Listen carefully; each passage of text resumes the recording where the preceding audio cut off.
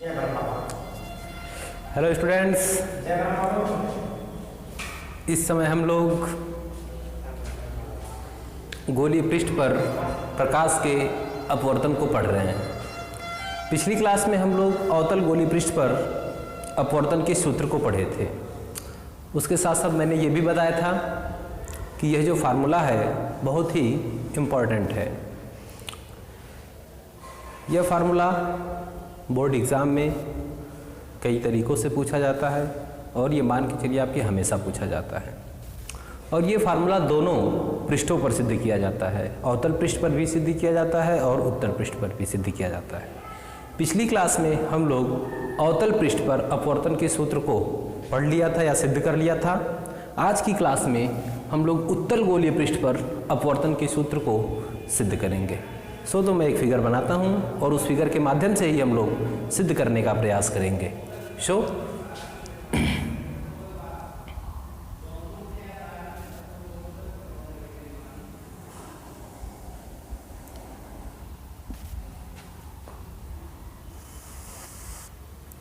सो ये मैंने खींच दिया उत्तल गोलीय पृष्ठ और ये गोलीय पृष्ठ का हो गया मुख्य अक्ष। ये गोलीय पृष्ठ का होगा ध्रुव। इस गोलीय पृष्ठ को खींचने के लिए गोलीय प्रकार की नोक को हम जहाँ रखे होंगे वो होगा इसका वक्रता केंद्र C। वक्रता केंद्र C से हम पृष्ठ पर डाल देते हैं एक लंब जो इस पृष्ठ के लिए अभिलंब का भी कार्य करेगा। इस मुख्य अक्ष पर एक बिंदु वस्तु हम मान लेते हैं O है। इस बिंदु O से दो प्रकाश की किरणें चलती हैं, एक OP और दूसरी OA। OA इधर विरल माध्यम है तो ये हो जाएगा विरल माध्यम जिसका अपवर्तनांक होगा n1 और ये होगा सघन माध्यम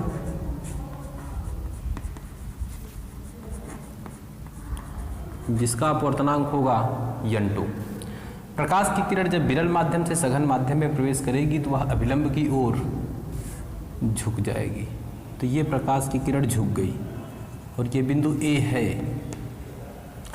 जब ये झुकी तो इसको मैंने जब पीछे बढ़ाया तो ये मुख्य अक्ष को यहीं पर काट रही है। ये बिंदु मैंने मान लिया I, यानी कि बिंदु वस्तु O का जो प्रतिबिंब है वो I पर बनता है।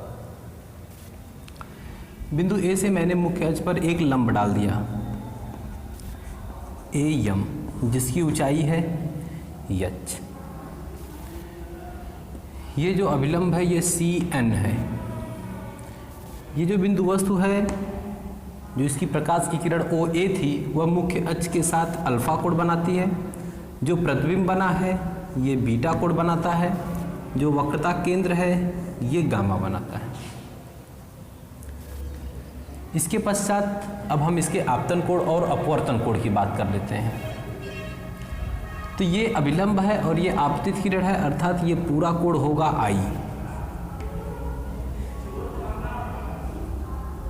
I। अब जरा मैं इसके अपवर्तन कोण की बात करूं तो ये अभिलंब है और ये अपवर्तित किरण है, अर्थात ये बनेगा इसका अपवर्तन कोण R और इसी का शीर्षाभिमुख ये है, क्योंकि यही किरण डॉटेड लाइन के द्वारा पीछे मैंने दिखाया है और ये खुद आगे गई है। यानी कि जो ये वाला कोण है ये सिंगल कोण, इसी को हम लोग कहेंगे R। कैसे? शीर्षाभिमुख से। पुनः इसके बाद मैं बता दूं P से लेकर के C तक की जो दूरी होगी ये वक्रता त्रिज्या R हो जाएगी। ये O वस्तु की दूरी U हो जाएगी और ये I से P तक की दूरी V हो जाएगी। तो ये हम लोगों का पूरा फिगर कंप्लीट हो गया। अब हम इसे सिद्ध करते हैं कि उत्तल गोलीय पृष्ठ पर अपवर्तन का सूत्र क्या होता है। मैं इसमें आपको बताऊं कि एक त्रिभुज है OCA और इसका बहिष्कोण है I। तो आप लिखेंगे त्रिभुज OCA ए का बहिष्कोण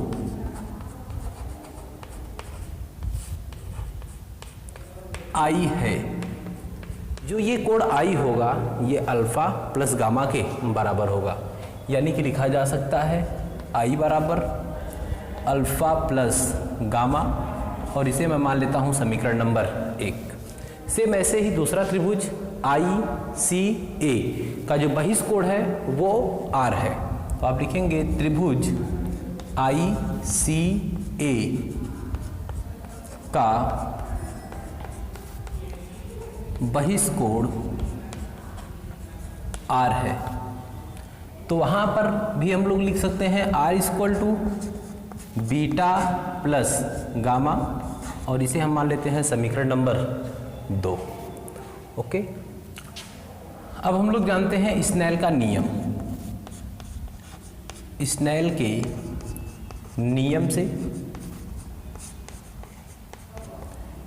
के नियम से आपतन कोण की ज्या और अपवर्तन कोण की ज्या का जो अनुपात होता है वह एक अपवर्तनांक होता है।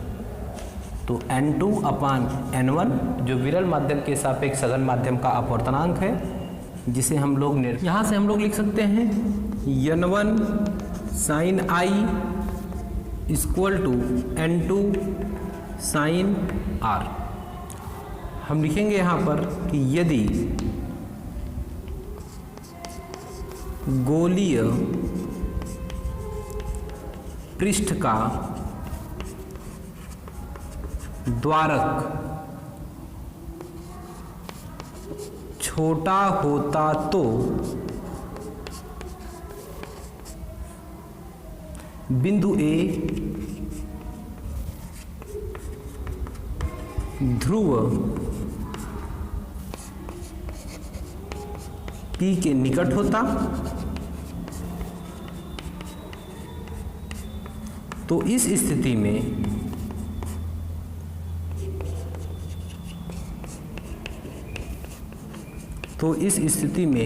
I व R भी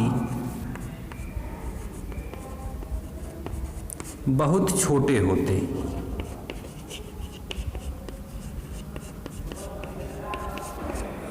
अगर I व R भी बहुत छोटे हो जाते तो जो साइन I है, साइन I इसको हम लोग I नोट कर लें, और जो साइन R है उसको भी हम लोग R नोट कर लें। तो इसको मैं मान ले रहा हूँ समीकरण 3। तो समीकरण 3 से हम लोग क्या लिख सकते हैं? समीकरण 3 से क्या लिखा जा सकता है? n1 I equal to n2 R। अब हम समीकरण 1 व 2 से I व R के मान रख दे रहे हैं, तो हम लोग लिखेंगे समीकरण 1 व 2 से, समीकरण 1 व 2 से I तथा R का मान रखने पर, समीकरण 1 व 2 से I तथा R का मान रखने पर, तो हम मान रखते हैं। तो I तथा R का जब हम मान रखेंगे तो ये हो गया n1 I का मान है alpha plus gamma equal to n2 R का मान है बीटा प्लस गामा। मल्टीप्लाई कर लें, n1 alpha plus n1 gamma equal to n2 beta plus n2 gamma. Alpha beta को एक तरफ रखते हैं, गामा को एक तरफ, तो ये हो जाएगा n1 alpha minus n2 beta, ये इक्वल हो जाएगा n2 gamma minus n1 gamma के। तो अल्फा बीटा में तो कुछ कॉमन होगा नहीं, उसको मैं पुनः एक बार लिखता हूँ n1 alpha minus n2 beta equal to, यहाँ से गामा कॉमन हो जाएगा, गामा कॉमन होगा तो बचेगा क्या? n2 माइनस n1, और इसको मैं मान लेता हूँ समीकरण 4।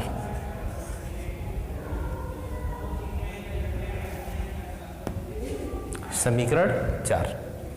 अब मुझे ज़रूरत है अल्फा, बीटा और गामा के मान की। तो अब हम लोगों को पहले से ही पता चल गया, चूंकि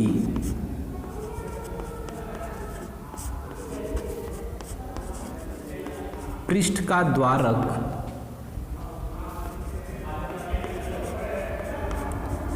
छोटा है तो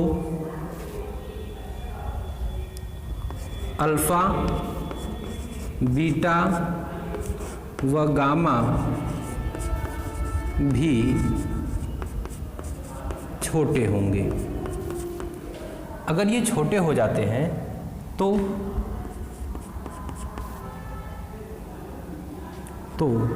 बिंदु ए, एम व ध्रुव पी जो है ये भी समीप होंगे। अगर ये समीप हो जाते हैं तो हम लोग अल्फा के स्थान पर tan अल्फा यूज कर सकते हैं। अगर अल्फा के स्थान पर tan अल्फा यूज करें तो alpha equal to tan alpha, tan alpha equal to लिखा जा सकता है AM upon OM। AM alpha equal to tan alpha equal to AM upon OM। OM और मैंने कहा है कि AMP एकदम पास पास है, अर्थात जो OM होगा ये लगभग OP के इक्वल होगा। तो हम लोग लिख सकते हैं AM अपान OP। AM की वैल्यू क्या है H और OP की वैल्यू क्या होगी -U, जो कि पृष्ठ से बाईं तरफ है।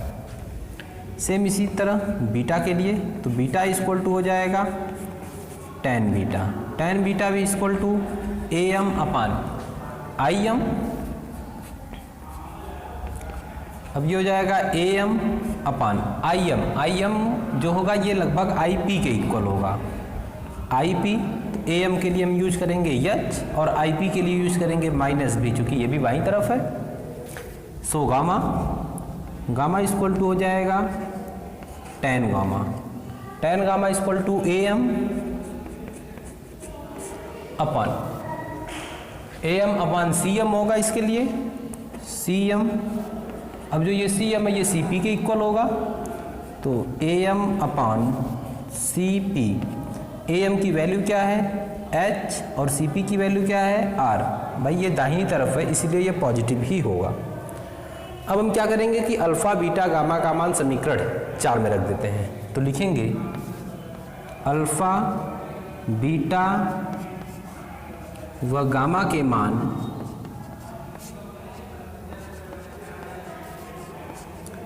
समीकरण 4 में रखने पर, जब आप समीकरण 4 में इसका मान रखेंगे तो जरा देखा जाए n1 अल्फा की वैल्यू है h upon -u minus n2। Beta की वैल्यू क्या है h upon -v equal to gamma की वैल्यू है h upon r n2 minus n1। सब जगह से h कॉमन करके काट देते हैं, यहाँ बचेगा -n1 अपान u और ये माइनस माइनस प्लस हो जाएगा n2 upon v equal to n2 minus n1 upon r। पुनः इसको मैं लिख सकता हूँ n2 upon v minus n1 upon u equal to n2 minus n1 upon r।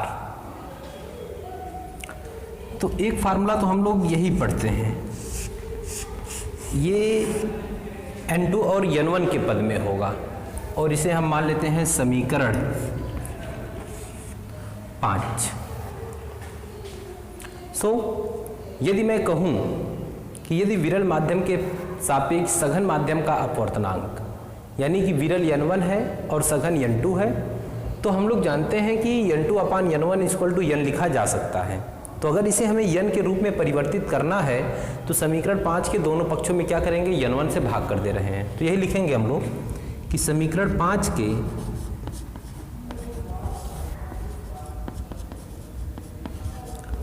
दोनों पक्षों में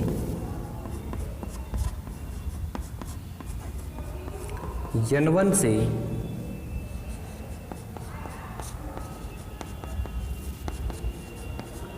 भाग देने पर, जब आप भाग देंगे तो ये हो जाएगा n2/n1 भी minus n1/n1u equal to n2 minus n1/n1r।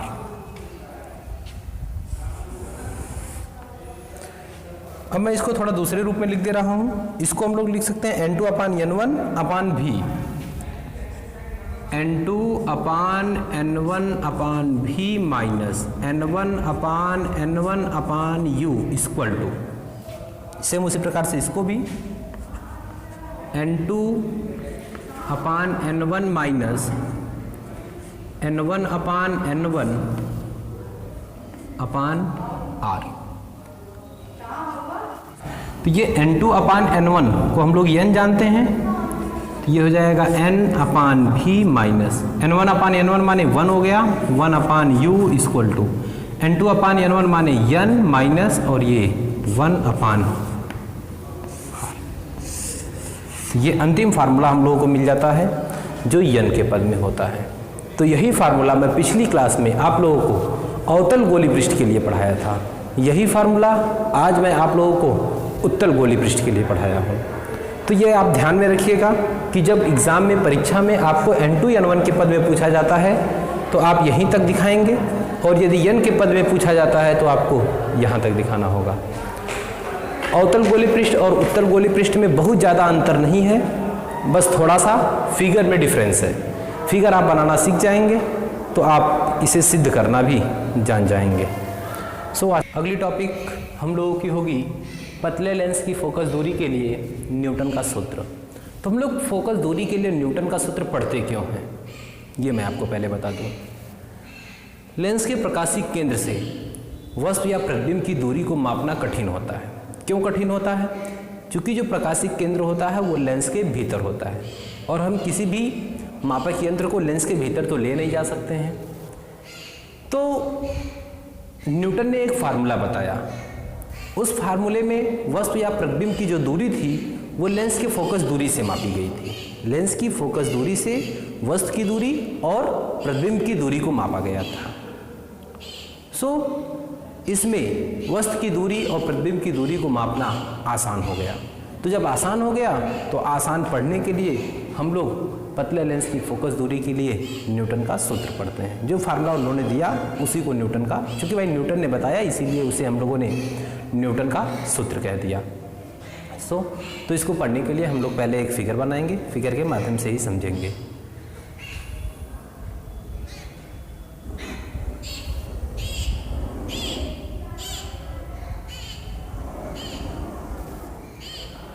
ये एक हो गया पतला उत्तल लेंस,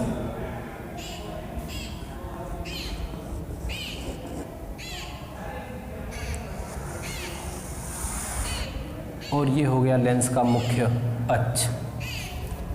ये लेंस का प्रकाशिक केंद्र C। ये लेंस का प्रथम फोकस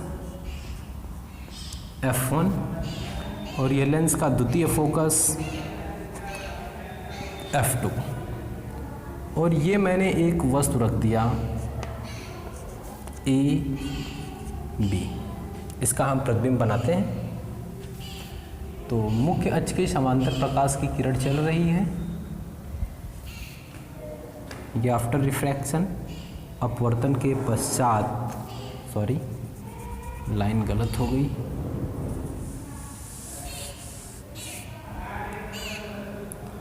अपवर्तन के पश्चात यह मुख्य फोकस से होकर चली जाती है। प्रतिबिंब तो एक किरण से बनने वाला नहीं है, इसके लिए कम से कम 2 किरण चाहिए। तो एक प्रकाश की किरण प्रथम फोकस से जाती है और आफ्टर रिफ्रैक्शन ये प्रिंसिपल एक्सिस के पैरेलल हो जाती है। ये जो दोनों रिफ्रैक्टेड रे हैं एक दूसरे को यहाँ पर इंटरसेक्ट करती है। सो यहाँ पर ऑब्जेक्ट का इमेज बनता है ए डैश बी डैश। कैसा है ये? वास्तविक है, उल्टा है। अब ये इसकी स्थिति पर डिपेंड करेगा कि वस्तु से बड़ा है, छोटा है। क्योंकि मैंने स्थिति को दिखाया नहीं है, सिर्फ इमेज बनाया है मैंने।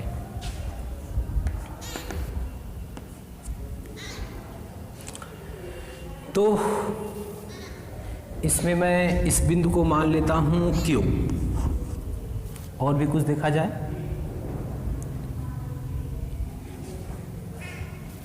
ये हो जाएगा डिस्टेंस F और इसको मैं मान लेता हूं F डैश। ये फोकस दूरी जो है F है और ये वाली फोकस दूरी F डैश है और यहाँ से यहाँ तक की जो डिस्टेंस है वो X डैश है और यहाँ ऑब्जेक्ट की जो डिस्टेंस है वो X है। दूरी को थोड़ा आप ध्यान से देखिएगा। वस्तु से F1 की डिस्टेंस X है, F1 से प्रकाशिक केंद्र की डिस्टेंस F है, प्रकाशिक केंद्र से F2 की डिस्टेंस F डैश है, F2 से A डैश की डिस्टेंस X डैश है। तो हमें अभी भी इसमें एक नामकरण करना है, यही इसको आप कुछ भी मान लीजिए।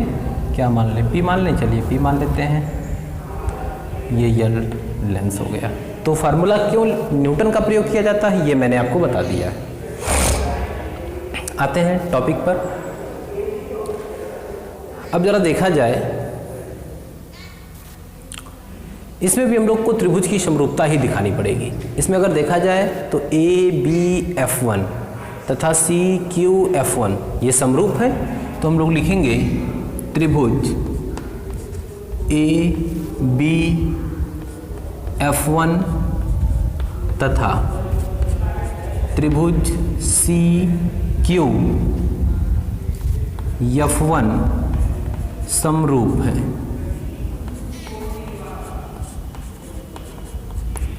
अगर ये समरूप है तो इसको क्या लिखा जा सकता है? AB upon CQ, AB upon CQ equal to AF1 upon CF1। जरा फिगर से देखा जाए, जो ये CQ है ये A डैश B डैश के इक्वल है। तो आप लिखेंगे यहाँ पर परंतु CQ इक्वल है A डैश B डैश के। तो हम लोग लिख सकते हैं AB upon A dash B dash equal to AF1 upon CF1। इसको मैं मान लेता हूँ इक्वेशन 1। सो इसी तरीके से दूसरे त्रिभुज में आते हैं PCF2 A dash B dash F2।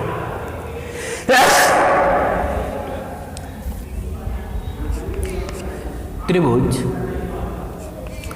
PCF2 तथा त्रिभुज A dash B dash F2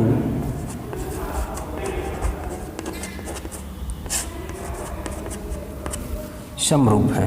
अगर ये समरूप है तो इसमें भी हम लोग लिख सकते हैं PC upon A dash B dash, PC upon A dash B dash equal to CF2 upon A dash F2। यहाँ भी हम लोग देखें अगर तो जो PC है वो AB के इक्वल है। पुनः वही बात, परंतु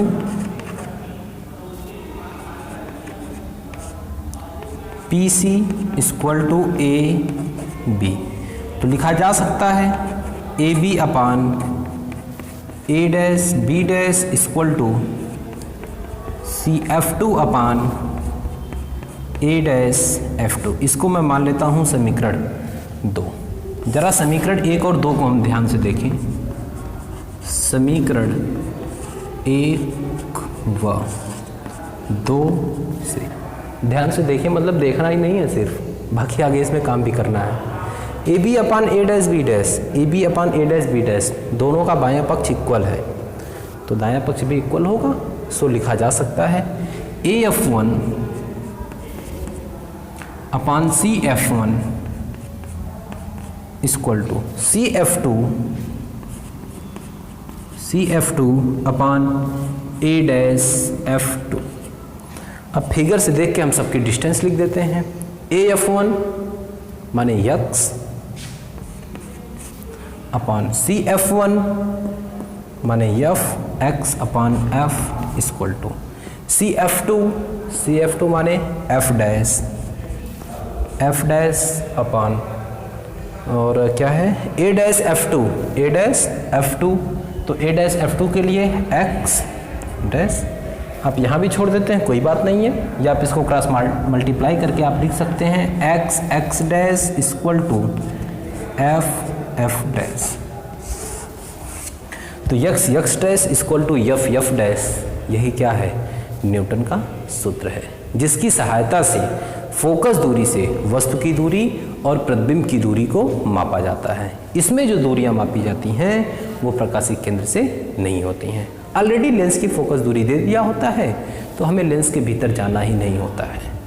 तो इसीलिए न्यूटन के फार्मूले को प्रयोग किया जाता है। यही फार्मूला है न्यूटन के सूत्र का। फिलहाल आज की क्लास में इतना ही, बाकी सारी चीज़ें हम लोग अगली क्लास में पढ़ेंगे। इसके लिए आपको बहुत बहुत धन्यवाद।